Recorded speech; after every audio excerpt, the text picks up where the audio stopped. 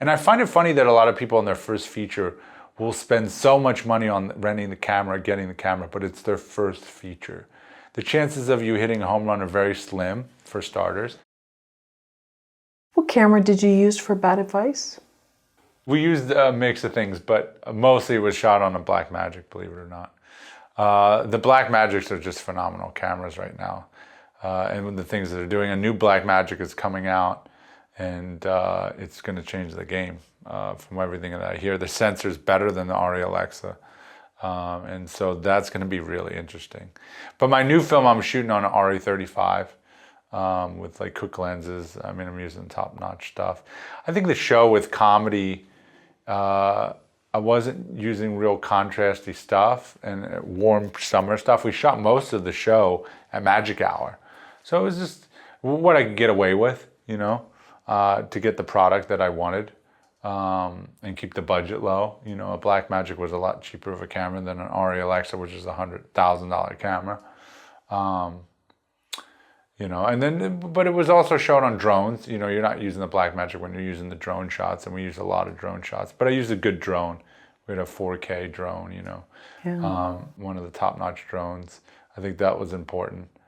And yeah, most of it was shot on that. And I actually own Zeiss lenses, so, because it was renting the lenses was going to be $100 a day. And lenses are more important almost than the camera. People don't realize that lenses are that important, but the glass you use determines the look. I mean, lighting's obviously the number one most important thing, but the glass you use is so important for the look, you know, that you want to get. So if you use some cheap lenses, you can kind of tell. And if you will use really expensive ones, the bokeh in the background's way prettier and way different. So I prefer, you know, Cook lenses. There's some other really good lenses out there, but we use Zeiss lenses on the show. And I bought them because, I mean, if I was going to shoot 54 days, you might as well do the math and figure out if it's cheaper to buy them or close to the same amount you're going to spend renting them. So. Did you buy a Blackmagic? I did not. My DP owned a Blackmagic, and we found some cheat codes in a way. There's some pieces of equipment that we used that are kind of cheating, and I don't want to say it on camera. Everyone will do it, but it makes it look. You know, we found a way basically to add a whole stop of light when we're filming, which is such a huge part of. You know, we needed less light, so it was a huge part of it. We found some cheat ways on equipment that do that kind of stuff. So we got really lucky with that stuff and really lucky with the look. But I think polishing your stuff is so very important too. You know, I always bring it to an amazing colorist. Roy, our colorist, is an amazing colorist in the show.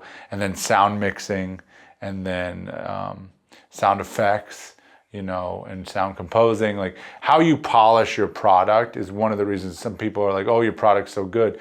It's because I hire the right people to polish it, you know. Using lenses is a huge part. You know, I get films sometimes to help them, want me to help them distribute it, and it has no depth of field. There's no lenses. You got to use lenses. I mean, nowadays it's crazy because you couldn't even do that back 2007. There's no, you had to use film, or any high def thing didn't have lenses. Now you can put lenses, I think, on a phone, which is insane. But it's just all these things that you can do to make your project better. Lenses and lighting, if you learn how to light, using the correct lenses, and polishing it at the end. You know, what camera is important? Not as important as not doing, the difference between not doing the project and doing the project. And I find it funny that a lot of people in their first feature will spend so much money on renting the camera, getting the camera, but it's their first feature. The chances of you hitting a home run are very slim, for starters.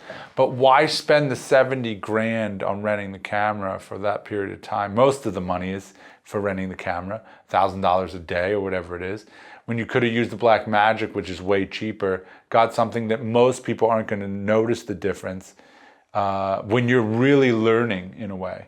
If you're doing your first feature, you're generally learning. Unless you did 20 short films or something, you're learning a lot on that. Why not go to battle with something that you're not spending money on every day? Because a Blackmagic is like, you could probably get one for $1,000, And you could rent a camera one day, an RE Alexa one day for that perhaps, or 2 days, whatever you can get it for.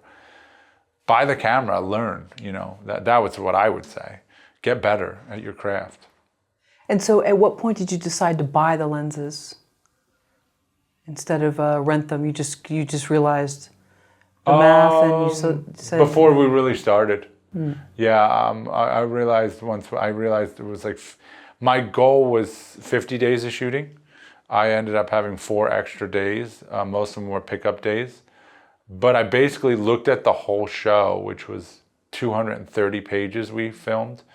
And I was like, I think I can do this in 50 days. And I did it pretty much in 50 days. I mean, the 4 extra days were, one of the days got cut because it rained. So it's like that day wasn't, there's certain things that happen. But I was pretty proud of what I did with the 50 days and filming.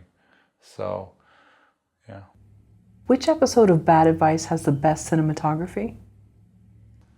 Gosh, the best cinematography. I would think, I don't know, it stands out to me, episode 7. It ends in the dark, like on the side of the road, and I just love the look. But so many of the episodes I love because you have, the show takes place in South Bay, and you have those hills of Palos Verdes. And so the one particular scene in episode 7, I would always try to get those hills in the background, as many lights as possible in the background with that hill, and it just looks really cool. And I think the brake lights are like red light on their faces. I just love how it looks. But it's funny because location scouting has a lot to do with the look of it too, though. Because for that whole year, I was just walking around the city and around South Bay and constantly be like, I think I could shoot here. I think I could shoot there. This looks good. That looks good. I'm constantly looking for a cool looking frame. I think I just do that naturally in my life. I'm obsessed with that kind of stuff. And so, I geek out on it. I'll go on a hike and be like, oh, I love that frame, man. How do I accumulate that frame or that frame? Episode 4 takes place a lot on the Palos Verdes cliff sides, and so you have some amazing views there too. And you get like a 200 millimeter lens and get far away, and you can get all that background in there that's so amazing. And so, yeah, episode 4 is a good one. Episode 7, I would say the only one that's slightly lacking is when the clinic, we're inside a lot. I like outdoor kind of stuff more.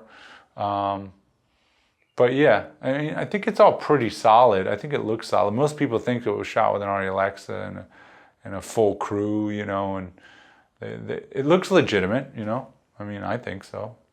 What did you use for sound for your actors? I don't know exactly. You asked me that question. I think I didn't send it to you because I don't think he sent it to me. Kevin, my sound guy, has all professional equipment. He's a really good sound guy. He's like the best sound guy that I've ever worked with for the most part.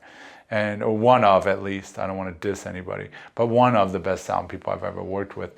And sadly, he couldn't make it during the strike and during COVID. Well, during COVID, he didn't even make it until the strike. And he moved to like Atlanta or something. He's not even doing sound work right now, which is so sad because he's so talented of a sound person. But he had some top-notch equipment. Most of the days, we'd lav everybody and we'd use a boom mic. So, and when you really need to guerrilla somewhere, it's so much better to use lavs, and because you don't see somebody holding up a microphone, so you could guerrilla stuff so much easier if you had to.